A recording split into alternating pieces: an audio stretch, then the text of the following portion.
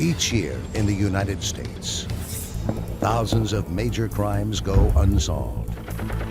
When the case has gone cold and police have nowhere to turn, they seek assistance from the public.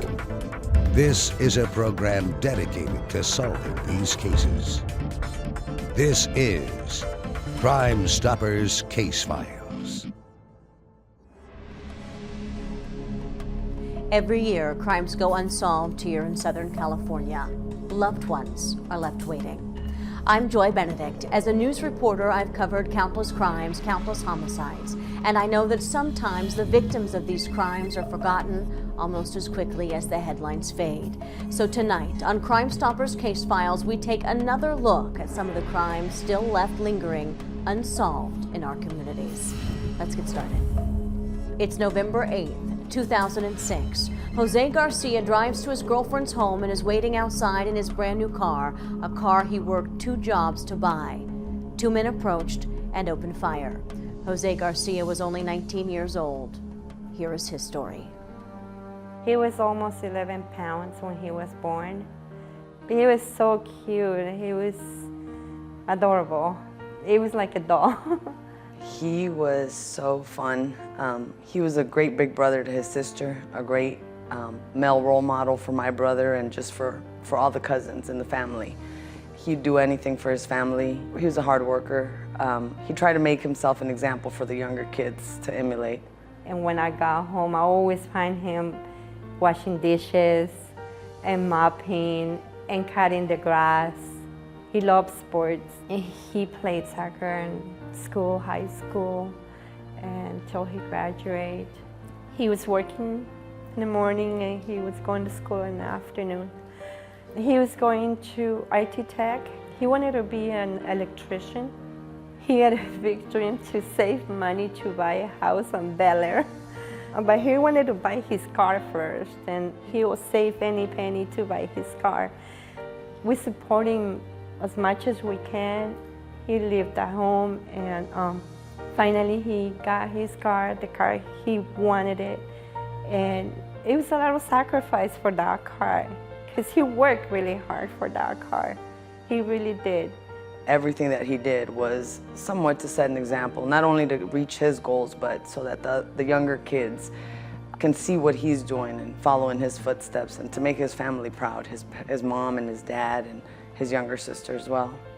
He used to hug me a lot. We looked like boyfriend and girlfriend when we went out. He always hold my hand. He's an angel. He's everything you can imagine on a son. It was everything. This crime occurred on Wednesday, November 8th, 2006 at approximately 8 o'clock in the evening. The victim, Jose Ramiro Garcia, 19 years old. He was sitting in his 2002 Cadillac Escalade in the driver's seat, waiting for someone. The vehicle was parked directly in front of a house on Palm Grove Avenue in the city of Los Angeles. Residential district, quiet area for the most part. And there was a confrontation between Jose and 2 male blacks on foot who asked him if he had gang affiliation. Jose does not have any gang background. He's just an innocent victim sitting in his vehicle waiting for someone. He was confronted and he was shot multiple times. My husband and I and my daughter were watching TV and the phone rang. And my daughter answered the phone.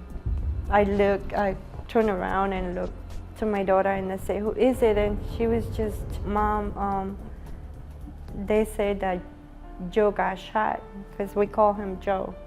And I was just in disbelief because this was 4 days after his birthday. And to this day, still can't believe that he's not there.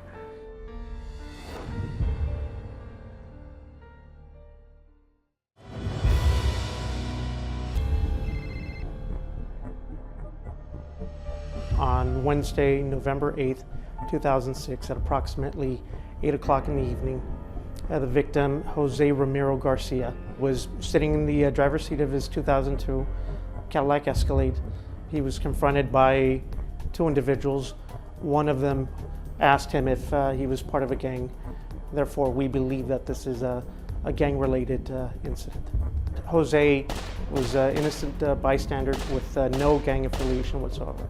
He was there actually to see his girlfriend over there. This girl had called him to go see her. They have an argument or something. My son doesn't like to argue with people, didn't like to argue with people, and he went to, to take care of that, and he was waiting for her in front of her house. The investigation revealed that there were at least 2 individuals, suspects involved, male blacks, that possibly fled the scene in a red sedan. Unknown description of the vehicle. It's been almost 5 years and I don't know anything about the people who take my son's life. It's really, really hard for me to live without him every single day. I'm not gonna forget my son the rest of my life, but at least probably have some relief knowing that they're behind bars. So I really appreciate the people who approach to the police or call them. Knowing how much my aunt and uncle need him, and just as a mother now myself, like they say, you can't imagine, you're not supposed to bury your own kids. And he's somebody very important in our lives that he's not there anymore. He was a great kid. He's always going to be loved, but he's missed a lot, and I just hope somebody out there that knows something comes forth so that justice can be served and so that this doesn't happen to somebody else. Jose Garcia did not deserve this, and his family deserves answers. Someone on Palm Grove Avenue saw something. Someone heard something. After the break, a young teenager is kidnapped and murdered while walking to school. Her story is coming up.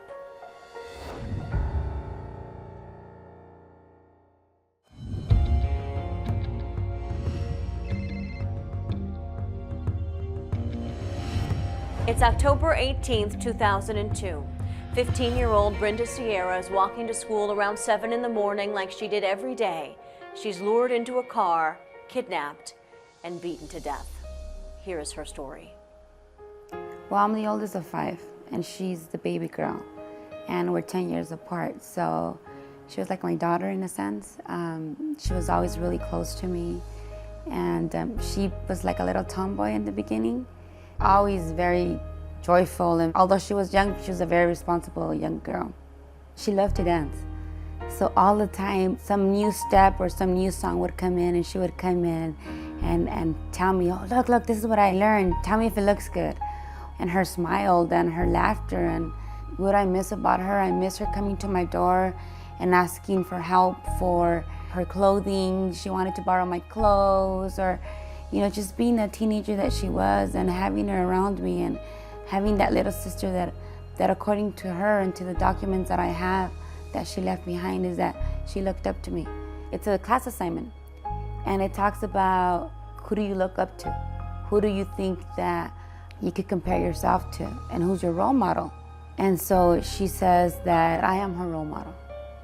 And when I found that paper, that's the paper I kept.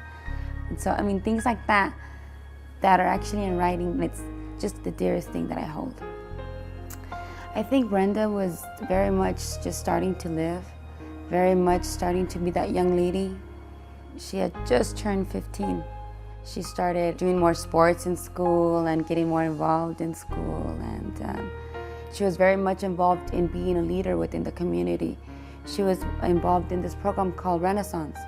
They try to help out the students to become very proactive with their academics and teach them to be responsible and teach them to be involved in different issues within the community. So her classmates very much talked about that friend that she was and that she was trying to teach others to be. For example, if kids had issues, she wouldn't get involved in the situation. She would try to be that person in the middle where, this is my friend and I'm gonna respect her whether your opinion is different. That very much, I think that if she would have had that second chance or that chance to become that young adult that she could be now, she would have been a great leader.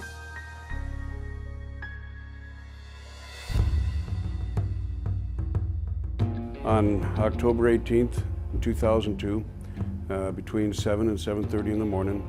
Brenda Sierra was kidnapped and subsequently murdered, and her body dumped in the mountains in Crestline. Brenda was a 15-year-old Hispanic female, nice looking, very well kept. In fact, she had a nail appointment after school the day of her disappearance that she never kept. My sister ended up walking that morning to school by herself. She was supposed to come back to a hair appointment at 3 o'clock. 5 o'clock came, no call, no nothing. My mom called me and said, your sister's not home yet. So then I went looking for her to the beauty salon, and they said that she had never arrived. Then I became really much concerned because she would always call me to let me know where she was at. I started calling friends, and they said that she had not shown up to school. At the time, they thought, well, maybe she skipped school, whatever. She's a 15-year-old high school girl. That was not in her norm, in her routine. She wouldn't usually do that. Later on that evening, they actually discovered that she was missing. The next morning, on October 19th, at approximately 10 o'clock in the morning, Brenda's body was discovered in the mountains in Crestline. The body just dumped along the side of the road on a cul-de-sac. During the investigation, we found out that her normal routine would be to call her girlfriend, tell her she was leaving her house. She would walk to her girlfriend's house, and then the girlfriend's mother would drive the two of them to school. We know that that morning she did make the call to her girlfriend and actually left the message on the answering machine that she was en route to her house. She never arrived at her house.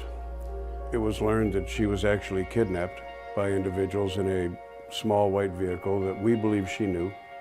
We believe that maybe someone in the vehicle was a friend of hers. She may have gotten in the vehicle willingly. We don't know that for a fact. There was no calls of anybody in the neighborhood saying that they heard screams or anything of that nature. After she got into the vehicle, things went awry from there. Somewhere in between the time she was taken and obviously when her body was dumped, there was a struggle, a major struggle that ensued. It definitely got to the point of being very, very physical, very violent, at which point she was beaten and strangled to the point of her death. The way that her body was discovered in the mountains in Crestline, we believe that she was actually placed where she was discovered. We don't believe the car drove by and just dumped her. And the reason for that is she was kind of in an area where there's bushes and stuff, maybe to try and hide her from the general public's view for a short period of time. There was also dirt that looked like it had been maybe scooped or thrown on top of her, maybe in an attempt to try and hide parts of her from showing if the public was driving by, make her look like she was part of the scene. The weirdest feeling I had driving up there and praying to God, being as selfish as I could be that in that time, praying to God, asking her not to be my sister. They sat me into a conference room and they gave me some pictures to look at. I think I saw like 8 different photos. I would look at the pictures one by one and not wanting to see her. And I think I got to the last picture, and that's when I was able to sink in that it was my sister.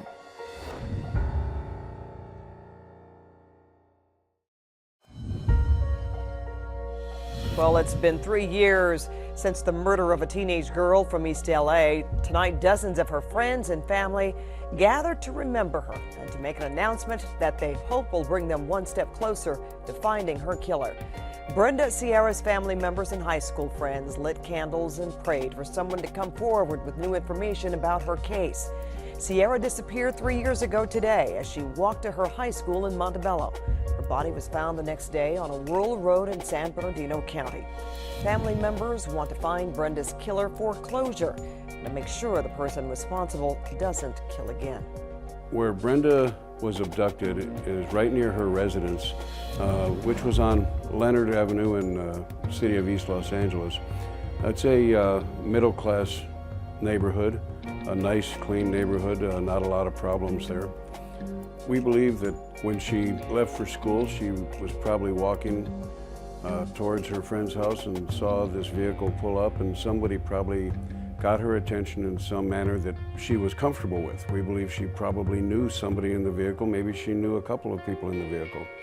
There was one witness that did describe a small white vehicle pulling up that they thought that Brenda went over and talked to the people. They did not actually see her get in the vehicle.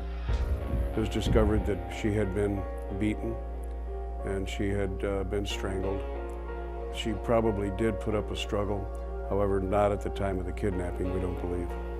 The area where her body was discovered was up in Crestline in the San Bernardino Mountains, a cul-de-sac, also of a residential neighborhood, where there was shrub and other things that would help conceal her. Every day it's a battle. It's a battle because there's still no closure in the sense that we're still looking for whomever killed her. People are not speaking out because they're afraid. But I would be more afraid of this person coming back and doing other things to other people and to have other families go through the pain that I'm going through. This little girl did nothing to anybody to deserve any of this. She is not affiliated with any type of an organization, any type of a gang. She was a sweet, innocent young girl trying to get an education. We need the public's help to try and bring justice for Brenda Sierra. We do have a person of interest in this case, and his name is George Barraza. He's got a moniker or a gang name of Trooper or Troops.